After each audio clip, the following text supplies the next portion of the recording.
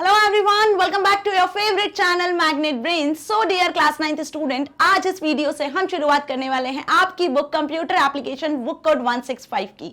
Yes dear student, आज इस video में हम आपकी इस बुक का कंप्यूटर एप्लीकेशन का chapter number 1 computer system discuss करने वाले हैं। So welcome to Magnet Brains, this is professor Barkha Gupta, your computer educator. और मैग्नेट ब्रेन्स पे आपको ना सिर्फ K12 बल्कि CBSE Hindi English medium, NTSC olympiad and other competitive exam की प्रिपरेशन भी कराई जाती है 100% free of cost with high quality education. तो शुरुआत करते हैं आज की इस वीडियो की चैप्टर 1 के इंट्रोडक्शन के साथ। मींस कि आज इस वीडियो में हम इस चैप्टर का इंट्रोडक्शन डिस्कस करने वाले हैं कि बेसिकली ये जो चैप्टर है आपका कंप्यूटर सिस्टम, जो कि बहुत ही कॉमन सा चैप्टर है जिसमें आप कंप्यूटर सिस्टम का बेसिक्स पढ़ने वाले हो। कंप्यूटर सिस्टम किससे मिलकर बना है, कितने डिवाइसेस होते हैं, क्या काम करता है, क्या इसकी लिमिटेशंस है, क्या स्ट्रेंथ है, ओवरऑल इस चैप्टर का क्या मोटिव है, वो आज की इस वीडियो में हम जानेंगे। सो स्टार्ट से लेकर एंड तक आपको बने रहना है क्योंकि बहुत बेसिक सी चीजें हम यहाँ डिस्कस करने वाले हैं। एंड होप आप सभी कंप्यूटर का बहुत बचपन से यूज करते आ रहे हो, मतलब 6th-5th क्लास से आपको कंप्यूटर के बारे में पढ़ाया जा रहा है, राइट। सो होपफुली कि आपको इसके बारे में डिटेल में आज इंफॉर्मेशन मिलने वाली है, right. So before start this introduction हम थोड़ा सा इसकी हिस्ट्री के बारे में जान लेते हैं। देखो, अब जो इंट्रोडक्शन में बताने वाली हूं ना, राइट, उसमें उसके लिए तो आपको पहले से पता होगा, राइट, कि कंप्यूटर को कहां-कहां यूज किया जाता है, किस तरीके से यूज करते हो, आजकल कंप्यूटर कैसे यूज किया जा रहा है, राइट। लेकिन यदि हम इसकी हिस्ट्री की बात करते हैं तो काफी बच्चे उसके बारे में नहीं जानते हैं, राइट। जैसे हम ये बात कर लें कि कंप्यूटर की शुरुआत कैसे हुई, आई बात समझ में, कैसे कंप्यूटर आज इस हद तक यूज किया जा रहा है, मतलब बिना कंप्यूटर, बिना टेक्नोलॉजी के हम जी नहीं सकते हैं, राइट। सो यदि हम बात करें कंप्यूटर की शुरुआत की, तो कंप्यूटर की शुरुआत एक छोटे से डिवाइस से हुई थी जिसका नाम है एबेकस। एंड होप आपको ये अच्छे से पता होगा, एबेकस जो कि एक मैथमेटिकल कैलकुलेटिंग डिवाइस है जिसके थ्रू आप कुछ नंबर्स का बिट्स के अकॉर्डिंग कैलकुलेशंस कर सकते हो, राइट। तो कंप्यूटर जो वर्ड है वो बेसिकली कंप्यूट वर्ड से ओरिजिनेट हुआ है, मतलब इस कंप्यूट वर्ड से कंप्यूटर का नाम रखा गया। और इसका जो मेन मोटिव था वो क्या था, जो एबेकस में कैलकुलेशन होता है वही एबेकस जैसे कैलकुलेशन करता है। बेसिकली सबसे पहले 80s के टाइम पे एबेकस डिवाइस के थ्रू ही कंप्यूटर की जर्नी एक तरीके से हम बोल सकते हैं शुरू हुई थी, या फिर कंप्यूटर का आइडिया जनरेट हुआ था कि एक ऐसा डिवाइस हम बना सकते हैं जो कि कैलकुलेशन परफॉर्म कर सकता है।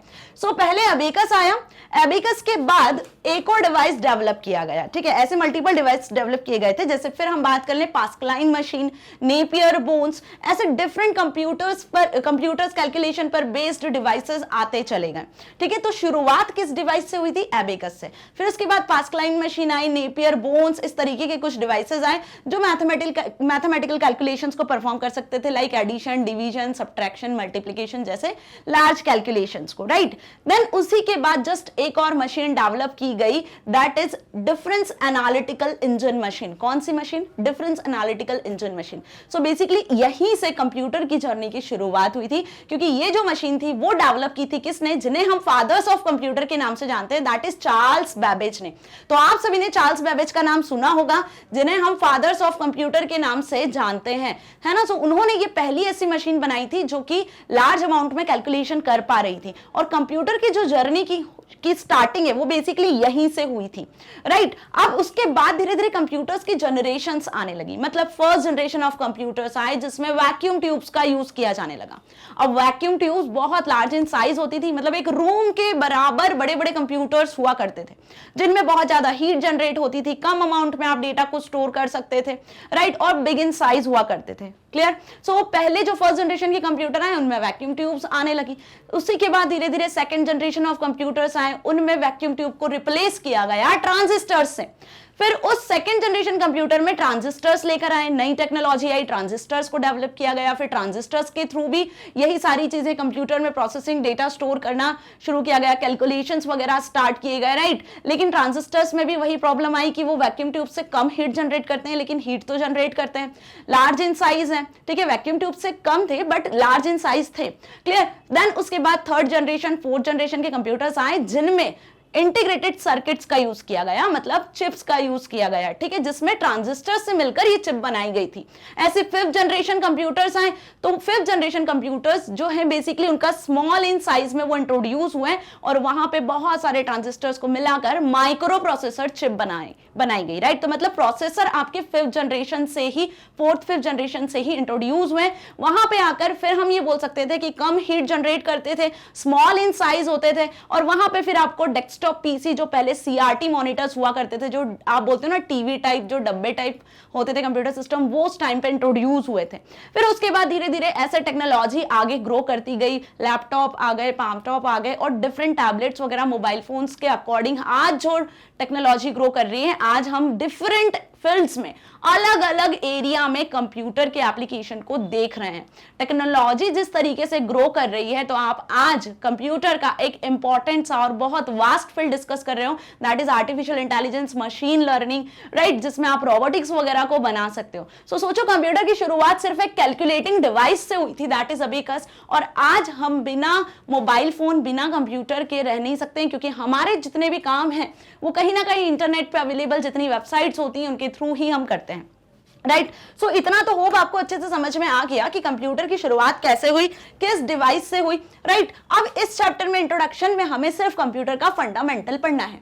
इस चैप्टर में हमें क्या पढ़ना है? कंप्यूटर का फंडामेंटल पढ़ना है, राइट। नाउ दिस डेज, यदि आज की बात करें, so this days computers are put to use for all sorts of applications ranging from complex calculations in the field of frontline research, engineering simulations, down to teaching, printing books and recreational games. जैसे आप यहां पर देख रहे हो इस pictures में भी कि आज स्टूडेंट्स को पढ़ाने के लिए भी आपकी टीचर स्मार्ट टेक्नोलॉजीज का यूज करती है, स्मार्ट बोर्ड्स का यूज किया जाता है, कंप्यूटर्स का यूज किया जाता है, राइट। छोटे छोटे बच्चों को, केजी नर्सरी के बच्चों को भी राइम्स वगैरह दिखाकर आप पढ़ा सकते हो, समझा सकते हो, राइट। सो वहां पर भी हम कहीं ना कहीं टेक्नोलॉजी का ही यूज कर रहे हैं। तो आज कंप्यूटर हर एक फील्ड में, चाहे मेडिकल फील्ड हो, एग्रीकल्चर फील्ड हो, है ना, या फिर हम किसी भी फील्ड की बात कर लें, साइंटिफिक फील्ड की बात कर लें, एजुकेशन की बात कर लें, गवर्नमेंट की बात कर लें, हर फील्ड में आप कंप्यूटर्स का यूज देख रहे हो, ठीक है। अलग अलग तरीके से हर यूजर अपने तरीके से इसका यूज करता है।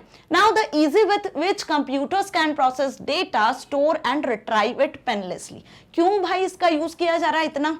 जस्ट बिकॉज, क्योंकि कंप्यूटर्स जो होते हैं वो बल्क में, ह्यूज अमाउंट में डेटा को स्टोर कर सकते हैं, प्रोसेस कर सकते हैं और रिट्राइव कर सकते हैं। ऑब्वियस सी बात है, कंप्यूटर में क्या होता है, बेसिकली कंप्यूटर में पावर ज्यादा होती है लेकिन नॉलेज कम होता है, लेकिन ह्यूमंस के पास में पावर कम होती है लेकिन नॉलेज ज्यादा होता है। इसीलिए तो ह्यूमंस ने कंप्यूटर को डिजाइन किया है जिसमें वो बल्क में डेटा को स्टोर कर सकते हैं, उस पर प्रोसेसिंग करवा सकते हैं और जो आउटपुट होने चाहिए वैसा इंफॉर्मेशन, वैसा आउटपुट रिट्राइव कर सकते हैं। और कंप्यूटर ये सारे काम बिना थके, बिना कुछ सोचे समझे करता है, जस्ट बिकॉज वो एक मशीन है। आई बात समझ में अच्छे से? सो इसके बिना, कंप्यूटर के बिना, क्या आप आज कोई ऐसा ऑफिस देखते हो या फिर कोई ऐसा बिजनेस एनवायरनमेंट जहां आप कंप्यूटर या टेक्नोलॉजी का यूज नहीं देखो? सो ऐसा बिल्कुल भी नहीं है ना। आप आज किसी भी छोटे से ऑफिस की बात करो या फिर किसी मल्टीनेशनल कंपनी की बात करो, वहां ऑफिस में आपको computer, laptop, mobile phone, PCs, नई नई टेक्नोलॉजीज, इंटरनेट, है ना, डिफरेंट चीजें आपको वहां पे मिलती है और बिना इसके हम बोल सकते हैं कि हमारे काम नहीं होते हैं। यदि आपको कोई डेटा स्टोर करवाना है या आपको कोई डेटा प्रोसेस करवाना है, कोई कैलकुलेशन करवाना है, आपको इंटरनेट पे कुछ सर्च करना है, सो बल्क में वेबसाइट्स अवेलेबल है जिसके थ्रू आप अपना रेगुलर का काम कर सकते हो। लाइक एजुकेशनल फील्ड में, एंटरटेनमेंट फील्ड में, हर फील्ड में आप इसका यूज देखते हो। So the areas of applications of computers are confined only by limitations. In fact, any task that can be carried out systematically can be performed by a computer. Means कि कोई भी task यदि आपको systematically perform करवानी है तो उसके लिए आप कंप्यूटर्स टेक्नोलॉजी का ही यूज करते हो, राइट। सो इतना अच्छे से समझ में आ गया। अब बेसिकली देखा जाए तो कंप्यूटर्स कितने पार्ट से मिलकर बना होता है आप सभी को अच्छे से पता है। उसमें मॉनिटर होता है, सीपीयू होता है ना। सीपीयू में अंदर मदरबोर्ड में आप देखते हो डेटा को स्टोर करवाने के लिए आप रैम रोम का यूज करते हो, हार्ड डिस्क का यूज करते हो, डेटा को इनपुट करने के लिए आप कीबोर्ड माउस का यूज करते हो, राइट। तो this are the basic devices जिनके बारे में हम आगे पूरे चैप्टर में डिस्कस करने वाले हैं। So don't worry about this. आज तो सिर्फ हम एक इंट्रोडक्शन डिस्कस कर रहे हैं कि कंप्यूटर क्यों यूज किया जा रहा है, क्यों ये कंप्यूटर सिस्टम वाला चैप्टर हम यहाँ पर इस बुक में पढ़ रहे हैं, right. So therefore it is essential for every educated person today to know about a computer. So आज ये बहुत जरूरी हो गया है कि हर एक एजुकेटेड पर्सन, चाहे फिर वो किसी भी एज ग्रुप का हो, कोई स्कूल स्टूडेंट हो, कोई कॉलेज स्टूडेंट हो, कोई वर्किंग प्रोफेशनल हो या फिर कोई रिटायर्ड पर्सन हो, हर एक एज के पर्सन को ये जरूरी है कि वो कंप्यूटर जैसी टेक्नोलॉजी के बारे में समझे, उससे अवेयर हो, उसकी क्या स्ट्रेंथ है, कंप्यूटर की क्या वीकनेसेस हैं, कैसा उसका इंटरनल स्ट्रक्चर, उसके बारे में समझे, उसके बारे में उसे पता होना चाहिए, राइट। सो होप आपको आज के इस इंट्रोडक्शन के बारे में अच्छे से समझ में आया कि हम होल चैप्टर में क्या डिस्कस करने वाले हैं। अब वन बाय वन में वो सारे पॉइंट्स हैं आपको बताने वाली हूं जो हम डिस्कस करेंगे, जिस पर आपको एक एक डेडिकेटेड वीडियो इस चैप्टर का मिलेगा। आ गई बात समझ में? सो प्रीवियस वीडियो में हमने पूरे बुक का ओवरव्यू देख लिया था कि पूरी बुक में आपको कितनी यूनिट्स, कितने चैप्टर्स पढ़ना है, राइट। और आज हम इस फर्स्ट चैप्टर का ओवरव्यू एक तरीके से देख रहे हैं, इंट्रोडक्शन पार्ट डिस्कस कर रहे हैं। अब नेक्स्ट वीडियो में आपको यहां पर हम डिस्कस करेंगे कंप्यूटर एंड अस, कि कंप्यूटर्स और ह्यूमंस आपस में कैसे कम्युनिकेट करते हैं, किस तरीके से ये इंटरैक्ट कर सकते हैं, right. Second, convergence of technologies, कि टेक्नोलॉजीज का जो कॉन्वर्जेंस है, मतलब कि पहले जो टेक्नोलॉजी हुआ करती थी, जैसे टीवी अलग एक टेक्नोलॉजी थी, रेडियो अलग एक टेक्नोलॉजी थी, लेकिन आज यदि हम बात करें तो अपने मोबाइल फोन में आप टेलीविजन का भी यूज कर सकते हो, आप रेडियो का भी यूज कर सकते हो, राइट। तो एक डिवाइस है जिसमें अलग अलग टेक्नोलॉजी को कन्वर्स किया गया है। सो बेसिकली इसको डिटेल में हम इस टॉपिक में समझेंगे नेक्स्ट वीडियो में, right. Overview of communication technology, communication technology क्या होती है? टेक्नोलॉजी का वो पार्ट जिसके थ्रू आप कहीं भी, किसी भी कोने में, किसी भी पर्सन के साथ इजी वे में कम्युनिकेट कर सकते हो, राइट। उसका ओवरव्यू डिस्कस करेंगे, जिसमें हम डिफरेंट टेक्नोलॉजीज के बारे में भी पढ़ेंगे। What is computer? बेसिकली जो फंडामेंटल शुरू होगा वो इस पार्ट से शुरू होगा, जिसमें हम कंप्यूटर सिस्टम की डेफिनेशन को डिस्कस करेंगे, राइट, और डिटेल में से समझेंगे कंप्यूटर फंक्शन कैसे करता है। So functioning of a computer को जानेंगे, साथ ही functional components of a computer system. जैसे हमारा ह्यूमन बॉडी सिस्टम होता है जिसमें हर एक पार्ट का अलग अलग रोल होता है, लेकिन कंबाइंडली सब मिलकर एक ही गोल को अचीव करते ना, बिल्कुल वैसे यहां पर कंप्यूटर सिस्टम में भी अलग अलग डिवाइसेस होते हैं, लेकिन कंबाइंडली इनका काम क्या होता है? यूजर के डेटा को प्रोसेस करना और आउटपुट रिटर्न करना। तो कौन कौन से कंपोनेंट्स हैं जो कंप्यूटर में काम करते हैं, अलग अलग टास्क परफॉर्म करते हैं, लेकिन अल्टीमेटली एक ही गोल को अचीव करते हैं, राइट। तो फंक्शनल कंपोनेंट्स को हम यहां पर डिस्कस करेंगे। उसी के साथ सीपीयू के बारे में पढ़ेंगे, which is the most important part of computer system, that is जिसे हम कहते हैं कंप्यूटर का ब्रेन, राइट। जो आप बचपन से पढ़ते आ रहे हो कि भाई brain of computer system is CPU, जिसके फुल फॉर्म में बच्चे जनरली कंफ्यूज हो ही जाते हैं, right. It's central processing unit, लेकिन बच्चे जनरली इसको कंट्रोल प्रोसेसिंग यूनिट बोलते हैं। एंड समझ में आया? सो कंप्यूटर का ब्रेन दैट इज सीपीयू के बारे में हम इस डिस्कस करेंगे नेक्स्ट टू नेक्स्ट वीडियो में। कंप्यूटर के क्या फीचर्स होते हैं, what are the characteristics of computer, वो भी एक डेडिकेटेड वीडियो में समझेंगे। देन उसी के साथ कंप्यूटर्स कितने टाइप के होते हैं, types of computer, super computer, micro computer, mini computers, different type के कंप्यूटर्स हैं जिनके बारे में हम इस वीडियो में डिटेल में समझने वाले हैं।